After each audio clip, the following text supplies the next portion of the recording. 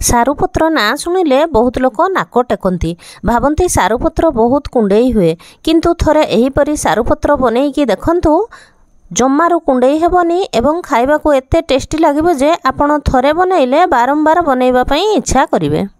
Hello friends, welcome back to my channel Nirupama vlogs and food. एठी मु छात उपरे दीटा थर्मोकोल पेटी रे किछि सारू लगेइछि, सेथिरु किछि पत्र मु तोड़ी नेउछि। चलंतु आज सारू पत्र रे गोटे टेस्टी तरकारी तयारी करिबा। भिडियोटी को पूरा देखंतु। आउ जदि भिडियोटी भल लागुथाय ताहले गोटे लाइक शेयर एवं कमेंट करंतु।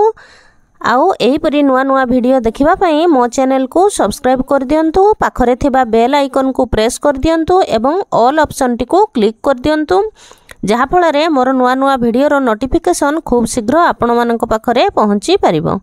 देखंतु सारू पत्र को मु भलो भाबरे धोई नेइछि, ता पछ पाखरे थिबा सिराटी को एम्ति छुरी सहाय्य रे भलो भाबरे बाहर कर देबा। मु एठी सबु पत्र रो सिरा को भलो भाबरे बाहर कर नेइछि। चलंतु एबे गोटे पात्र रे किछि बेसन नेबा। मु एठारे गोटे कप बेसन नेइछि। स्वाद अनुसार लूण, हाफ चामच हळदी गुंड, हाफ चामच जीरा गुंड, हाफ चामच धनिया गुंड, हाफ चामच लंका पाउडर नेइछि। मु एठी फाळे लेंबुर रस को मिसौछि। आपण चाहिले एथिरे तेंतुली रस किंबा आंबुल रस मध्य मिसई पारिबे। तेंतुली किंबा आंबुल को पानी रे बतुरेई की सही पानी रे मध्य आपण बेसन को गोळेई पारिबे। अल्प अल्प पानी दे गोटे बहलिया बैटर प्रस्तुत करि नेबा। बैटर को टिके भलो भाबरे 2-3 मिनिट एमिति फेंटी देबा। देखंतु एतिकी बहलिया बैटर प्रस्तुत करिवे।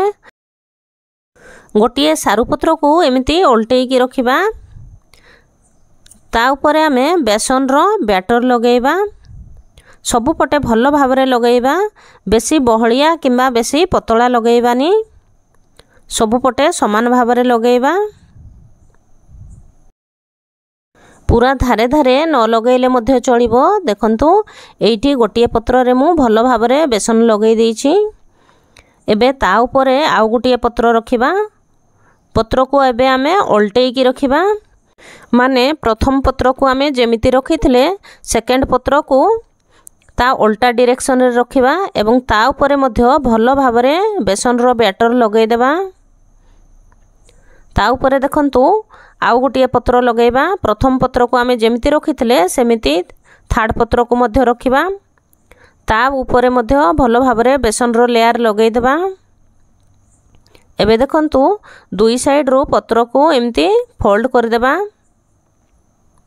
ता ऊपर मध्य किछि किछि बेसन लगेइ देबा।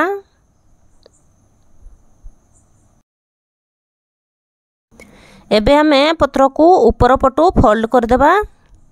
ता ऊपर मध्य किछि किछि बेसन लगेइ देबा एवं ताको भलो भाबरे टाइट करी गोटे रोल करी गुड़ेई नेबा। जदि रोल आपणकर गुड़ेला बेले टिके ढिला हो जाई थाए ताहले काटिला बेलको ता लेयर गुड़ा फिटी जिवो एवं भलो भाबरे भाजी हेबोनी, खंड खंड हो जिवो। तळ पटे मध्य गुड़ेई देबा। तापरे एमिति भलो भाबरे रोल कर देबा। ऊपर पट तळ पट भलो भाबरे बंद कर देबा। देखंतु एठी आउ गोटे रोल मध्य मु गुड़ेई नेइछि। एबे ताकू स्टीम करिबा। सेथि पई मु एठारे किछि पानी गरम करबा को रखि देइछि। ता ऊपर गोटिए जाली देइ देबा। ता ऊपर पत्र रो रोल को रखि देबा एवं कवर कर देबा। गैस को हाई फ्लेम रे रखि देबा। 5 रु 7 मिनिट भितरे एहा सिझी जिवो। मसला पई देखंतु गोटे चमच जीरा, गोटे चमच धनिया, किछि रसुण, अदा, कंचा लंका दीटा, सुखिला लंका दीटा, फाळे पियाज, दीटा टमाटो नेछि। टमाटो को काटी की पकेइबा। अल्प टिके पानी देबा। सेथिरे 2 खंड छोट दालचीनी, गोटिए ओळैच, 3-4टा गोलमरिच पकेइबा एवं ताकू चिक्कण करी बाटी नेबा। सारू पत्र एपटे हमर सिझी गलानी। गैस बंद करी ताको बाहर कर नेबा। एहाकू आमे किछि समय ठंडा हबा पई छाडी देबा। ठंडा हला परे जाई की काटिबा। गरम गरम काटिले एहा भांगी जिवो। देखंतु ठंडा हे गलानी। एबे ताकू मु पीसेस रे काटी नेउछि। प्रथमे ताकू मझिरु 2 खंड करिकी छोट छोट पीसेस रे काटी नेउछि। बेसी पतला मध्य काटिबेनी नहले भांगी जिवो, टिके मोटा मोटा काटिबे। देखंतु सारू पत्रर सबु लेयर गुडा भलो भाबरे देखा जाउछि। एही परि भाबरे आमे सबु पीसेस को काटी नेबा। देखंतु पूरा माछो पीस परि देखा जाउछि। एहाकू एबे आमे फ्राई कर नेबा। सेथि पई मु गोटिए कड़ाई गरम करी 2 रु 3 चमच सरिष तेल पकईछि। सरिष तेल रे एही तरकारी रांधिले एहा खाइबा को बहुत ही टेस्टी लागि थाए। गोटे थर रे जेतिकी जगह हबो सेतिकी पीस आमे पकईबा। सांगे सांगे आमे सेथिरे चटू बा पातिया मारिबानी। किछि समय भाजी हे गला परे एमिति चामच साहाय्य रे धीरे धीरे उल्टेई देबा, नहले एही पीसेस गुडी को भांगी जाई पारे। गोटे पटे लाइट ब्राउन कलर हे गला परे आमे ताको उल्टेई देबा। सबु पत्र हमर भलो भाबरे फ्राई हे गलानी। एबे ताको गोटे प्लेट को बाहर कर नेबा। एही परि भाबरे बाकी थिबा पत्र को मध्य फ्राई करि नेबा। एबे चलंतु तरकारी पई मसला प्रस्तुत करनेबा। सही कड़ाई रे ही आउ 2 चमच सरिष तेल पकईबा, हाफ चमच जीरा पकईबा। जीरा फुटी गला परे गोटे तेजपत्र पकईबा, गोटे पियाज को काटिकी पकईबा। पियाज टिके लाइट ब्राउन कलर हे गला परे आमे बाटी रखितबा मसला को सेथिरे देई देबा। ग्राइंडर जार को धोईकी आउ 2 चमच सेथिरे पानी देई देबा एवं मसला को भलो भाबरे कसी नेबा। हाफ चमच हळदी गुंड, हाफ चमच काश्मीरी चिली पाउडर पकईबा भलो कलर पाई। मसला को भलो भाबरे कसी नेबा। सेथिरे गोटे चमच चिकन मसला पकईबा। देखंतु मसला एबे हमरो भलो भाबरे कसी हे गलानी। मसला रो तेल अलगा हे गलानी। सेथिरे एबे आमे पानी देई देबा झोଳ पाई।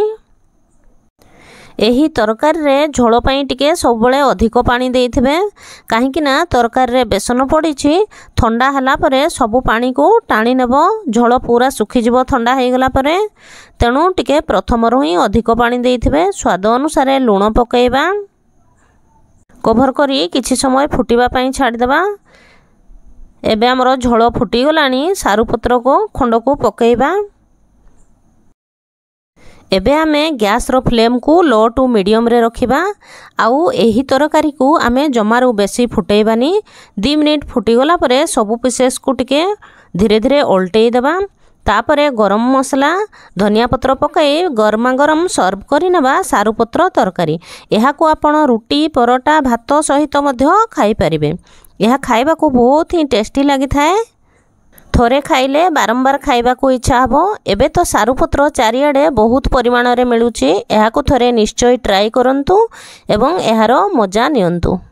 एही तरकारी को मु जेमिति कहिची सेमिति बनेइकी देखंतु। एहा जम्मारो कुंडेई हेबनी।